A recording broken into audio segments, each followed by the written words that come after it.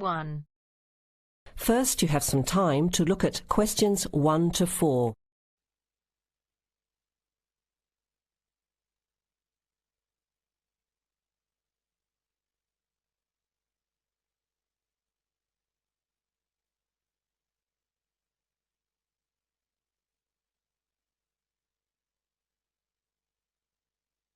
You will hear the recording once only. Listen carefully to the conversation and answer questions 1 to 4. OK, who's next, please? I think I am. How can I help you? I just came in on flight 372 from Singapore at 11:30 and my luggage hasn't arrived. I've been waiting at the baggage claim for about half an hour now and everything seems to have come off the plane. The conveyor belt has stopped and all the passengers have gone. So I came here to find out what has happened to my bag. Can I see your ticket, please? Here it is. So you came from Hong Kong today and changed planes in Singapore, right?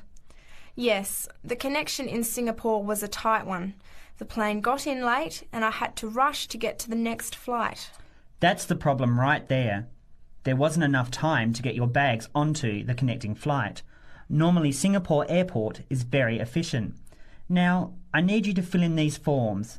Your name. Jenny Lee. Address. I guess you want my address here. I'm staying with relatives. Just a minute, I'll have to look it up. It looks like 583. No, it's 533 East 67th Street in Riverside. Do you have the phone number there? Yes, I do. It's 93014269. So you came in on Qantas Flight 392. Do you know the number of the flight out of Hong Kong? Let me see.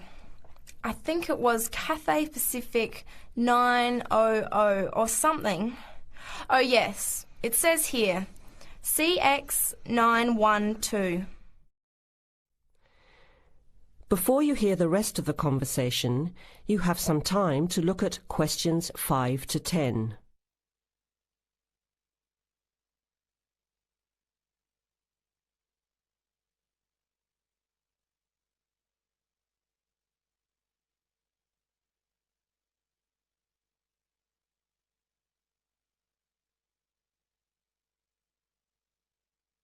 Now listen and answer questions 5 to 10. Right. Now, I need a description of the luggage. How many pieces did you check in? Just one. Can you describe it for me? Here is a picture to help you. Okay. It's a big bag, like this one. Rectangular. Not hard shell, but soft covered, and it has a zipper around the front. Is it black? No, sort of a grey colour. Any identification? Just a tag with my name on it. Any other features? Well, it has wheels and a retractable handle on the end, so you can pull it, as well as the handle in the middle. OK, that's fine. Now, if your bag missed the connection, I'm sure it'll be put on the next flight. I'll email Singapore as soon as I finish here. The next flight comes in at 17:50. That's 10 to 6 this evening. You can pick it up then. 10 to 6? That's too long to wait. Can I get my uncle to pick up the bag on his way home from work? Sorry, you have to be here yourself to clear customs. Of course, I almost forgot. Will the bag come here, to this desk? Yes. You pick it up here, then take it over to the customs area. By the way, don't forget to bring your passport. You will also need to have the key plus your ticket with a baggage claim number on it. Oh, okay. Guess I'll have to come back tomorrow then. It's lucky I packed everything I need for now in my carry-on bag. Yes, that's always a good idea. Be prepared.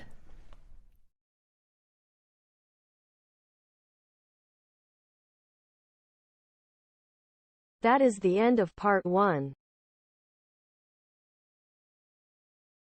You now have half a minute to to check your answers.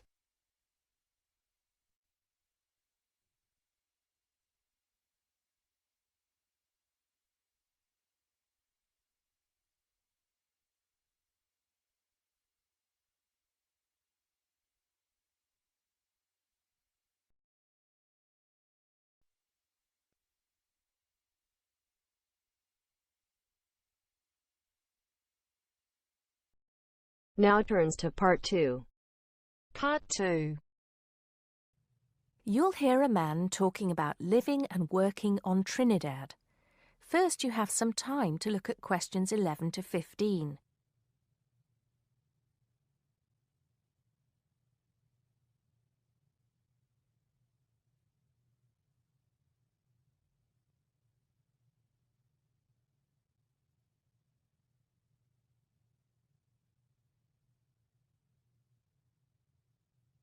Now listen carefully and answer questions 11 to 15. Hi, I'm Steve Penfold, and I'm here today to tell you about my gap year, which I took about 20 years ago. Unlike many students these days who go travelling or get some work experience between school and university, I decided to do something completely different after finishing my degree. I applied to work for a charity organisation. What it does is it sends people with particular skills to countries where those skills are needed. Apart from having some experience teaching English to summer school students, I didn't have any particularly useful skills, I thought, but luckily I was still accepted. I had to find the money for the flight, but you get free accommodation. I stayed with a family of 5. And you do get paid, but not much. It's a bit like pocket money, enough to get by. I worked in an orphanage and taught English at a local school. Where was I? Well, originally I was going to be sent to a village in India, but at the last minute the organisation decided to send me to Trinidad. Now, this is a fascinating place. It's an island in the Caribbean. Well, in fact, the country is actually 2 islands. The smaller one is called Tobago, which is connected somehow to the word tobacco. Anyway, there I was, a young white guy living and working on an island which is mostly a mixture of descendants from Africa and India. The Africans were originally brought over as slaves, and the Indians came later as indentured workers. That means they agreed to come for a specific time, but many of them stayed. There are also some Trinidadians of Chinese and British origin, though the native inhabitants were basically wiped out by colonialization. I myself felt completely accepted and had the time of my life. The language everyone speaks is English, so there was no problem for me there, but some concepts don't quite translate. They're pure Trinidadian. There's the term liming, for example, which means sitting around watching the world go by. Also, there's the famous carnival, when the whole island is taken up in playing mass. For a whole month, around February or March, it depends when Easter is, everyone's busy preparing costumes, practicing calypsos, soca and steel pan music, and most importantly, partying. Before you hear the rest of the talk, you have some time to look at questions 16 to 20.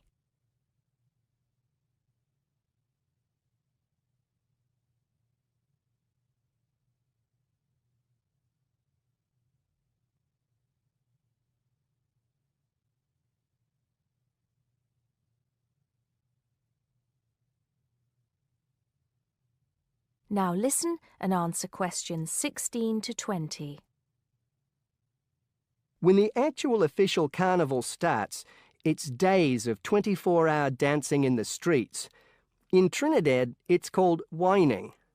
You've probably seen this sort of thing on TV, in the more famous carnival in Rio, or even at the Notting Hill Carnival in London. Many people joined bands, each one of which has a theme. For example, the sea or jungle fever, and they have costumes designed and made to go with the theme. These can cost $1,000 for the king and queen of each band. They're incredible. The whole city is a non-stop party zone full of colour and sound. It's serious too. The bands are in competition and the winner gets $1 million. Sorry, I got a bit carried away with those memories. Back to my real job there. The orphanage was called St. Augustine's, and that's also the name of the place where it was, St. Augustine, a town just outside the capital city, Port of Spain. I didn't have any particular job description, just to be with the children and tell stories, sing songs and play games. Oh, and we also went camping in the jungle once. I could tell you a few stories about that particular escapade. Every time I arrived at the gate, kids would come running towards me, shouting, with big smiles on their faces. The younger children seemed fascinated by my blonde hair and loved to touch it as if it was something miraculous. The English teaching I did 2 days a week in a primary school for 6 to 11-year-olds. The kids may have been poor, but they all wore neat and clean uniforms and were so respectful and enthusiastic. I've now been teaching for many years in different countries, and I still think those were the best students I've ever taught. What else did I do while I was there? I swam a lot. Can you imagine what it's like swimming with dolphins and with pelicans diving into the sea right next to you?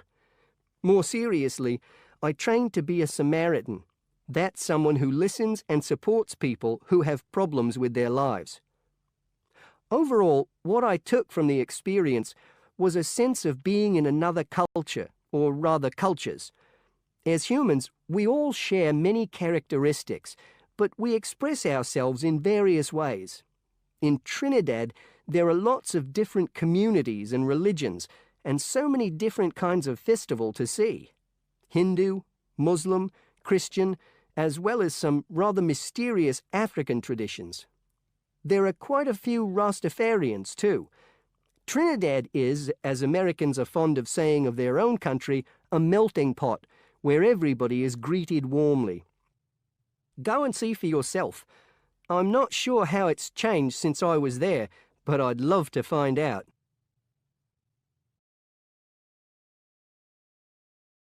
That is the end of part 2. You now have half a minute to check your answers.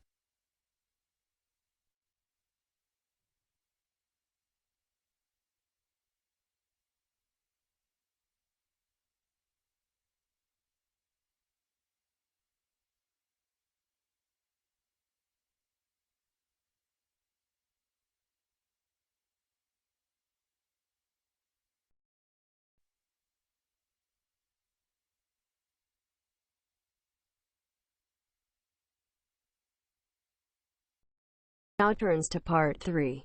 Part 3. You will hear a group of students, Henry, Joe, Nancy, and Gordon, discussing changes to their work experience placement arrangements.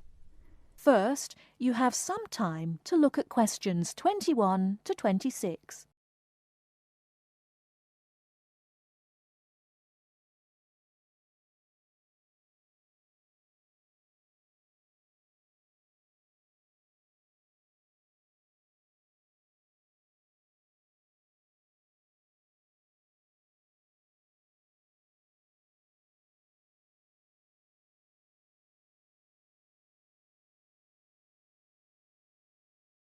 Now listen carefully and answer questions 21 to 26.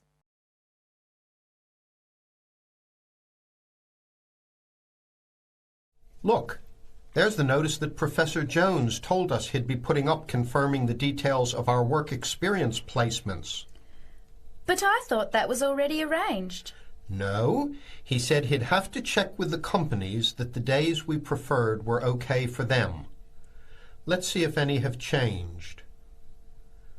Teresa's not here today, but her name's first. It says the Uni Bookshop, Friday mornings starting on the 23rd of March. So nothing's changed. I'll let her know. What about Manuel? He's not here either. Is he still going to the music store in the high street? If it's mainly music, yes, he's still down for that on Friday afternoons starting on the 9th. The day's different. It's changed from Tuesday mornings, but that's okay. I'll tell him.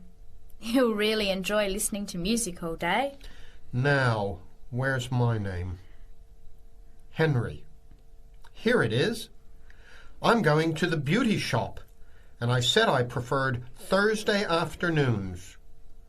Oh, good, that seems okay. And my start date hasn't changed either.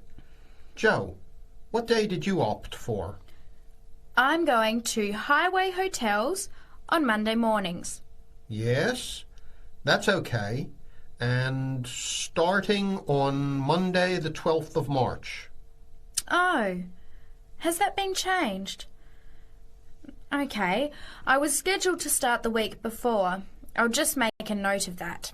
What about me, Henry? Have I still got the Explore travel service on Wednesday mornings? Just a minute. Where's your name? Let's see. Nancy. Okay, here it is. Explore travel on Wednesdays, yes, but afternoons, and starting date is Wednesday the 14th of March. Has the date changed? No, not the date, just the time, which is fine. I'll get to sleep in. You lazy thing, Nancy. Chris's name is next on the list. Gorgeous Gowns Fashions. What a name. Yes, it sounds good, doesn't it? I'm hoping he'll bring me some free samples. So, has he still got Wednesday mornings? Yes, Wednesday mornings starting on the 14th of March. Okay, I'll tell him when I see him tonight that his arrangements haven't changed. Gordon, what about you? I chose that software company that makes computer games. I can't remember its name, but I asked for Tuesday afternoons. Oh, yes. Here it is. Games to go on Wednesday mornings. There's a note here saying they have their weekly staff meetings on Tuesday afternoons, so that wouldn't be much use to you. That's why they've changed it to Wednesdays, starting on the 21st of March, so you can see their working setup. OK, I'm glad they've changed it. I don't think I'd want to sit through a meeting every week. Before the conversation continues, you have some time to look at questions 27 to 30.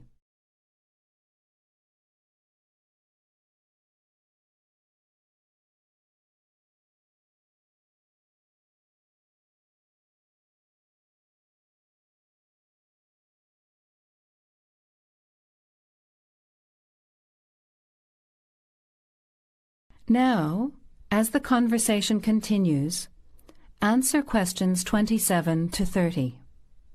Can someone remind me what time we have to get to our placement in the afternoons? It says here, mornings start at 9 a.m. and afternoon sessions at 1 p.m. Oh, that's a shame. I thought Professor Jones was going to change it to 9:30 a.m. and 1:30 p.m. Yes, he did say that he'd try to make it later, but obviously that wasn't possible. By the way, just in case, what happens if we're ill or something and can't make it? Do we phone the college or the place we're going to? I think we have to phone the company first and then the college. Didn't you get the information sheet about work experience at our last seminar? No, I missed it because I had to go to the dentist. What else did it say? Well, we have to do a total of 24 hours altogether. So if we miss one of the arranged sessions, we have to organise another time to make up the hours. And he gave us details of the presentation we have to give about our work experience. Oh, really? What do we have to do? In week 10, we each have to give a presentation to the class about the company we've been with. It's 30% of our final mark for this subject, so it's going to be a lot of work. Yes, he's expecting us to do a lot of research while we're there so that we can outline the history of the company, its management structure, number of employees, other branches, etc. And he said we should use lots of visuals such as diagrams and flowcharts during the presentation. Yes, and we should also include what we did each week, the different departments of the company or positions that we observed, and try to relate what we saw to our studies so far. He gave examples like management style, accounting systems, information technology, and so on. You were right. It sounds like lots of work. That is the end of part 3. You now have half a minute to check your answers.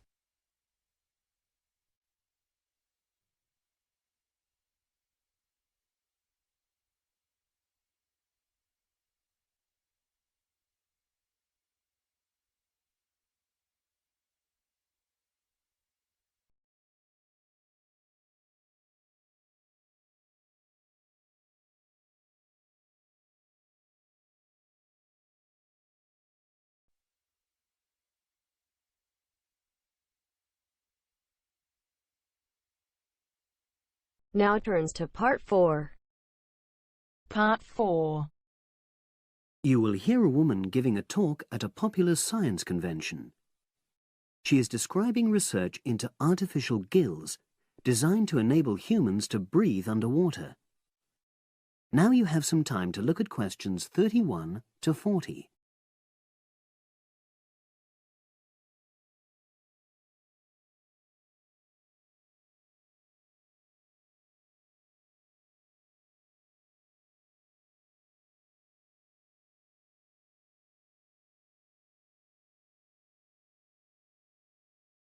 Now listen and answer questions 31 to 40.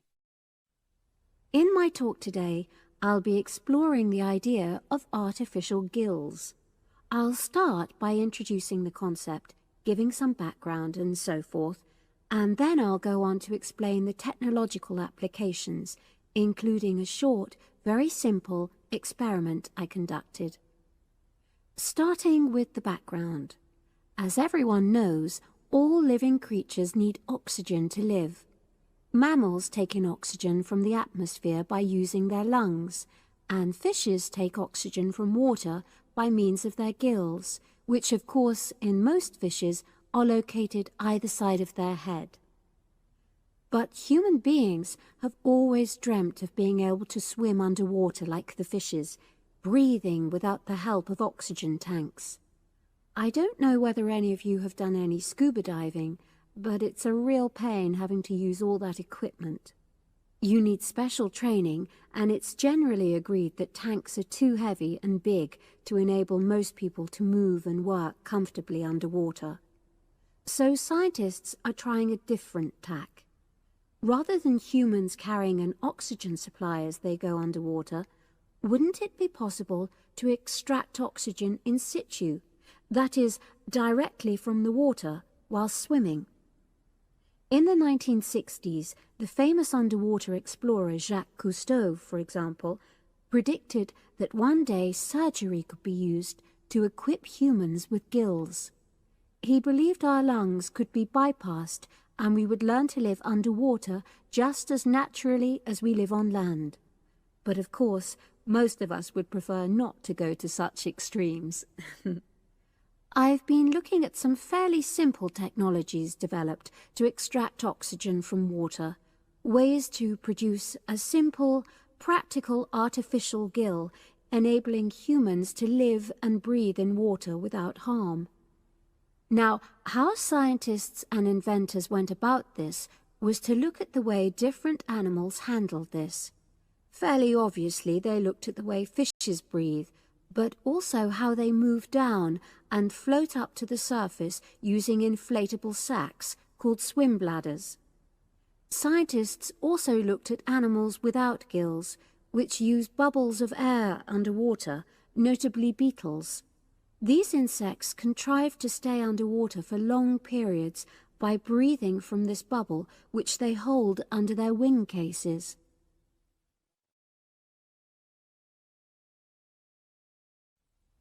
By looking at these animal adaptations, inventors began to come up with their own artificial gills.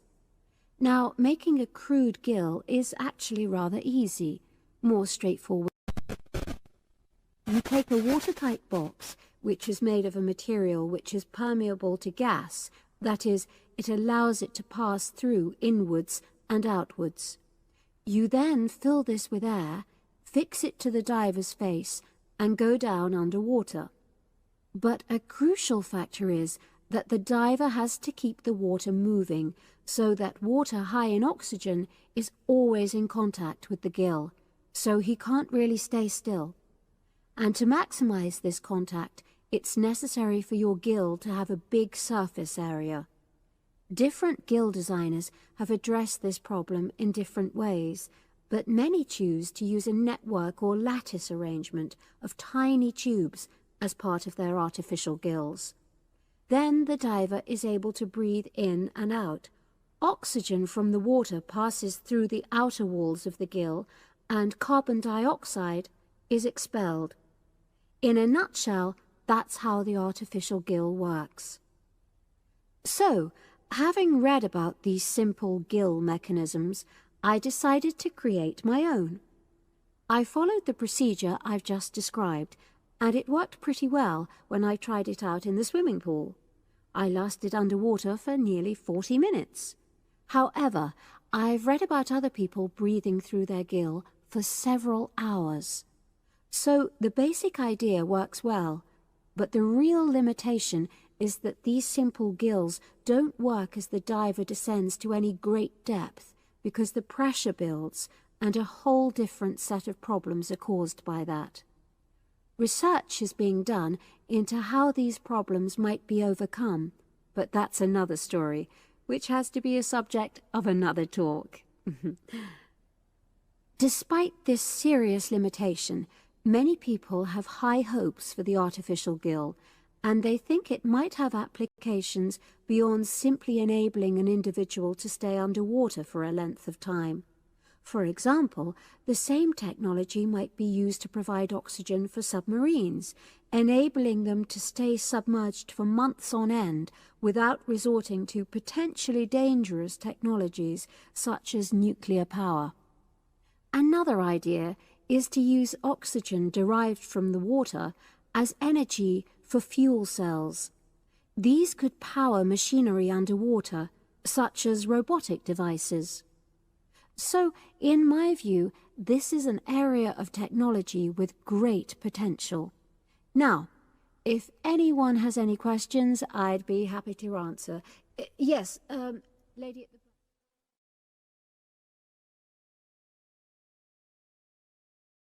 That is the end of part 4. You now have half a minute to check your answers.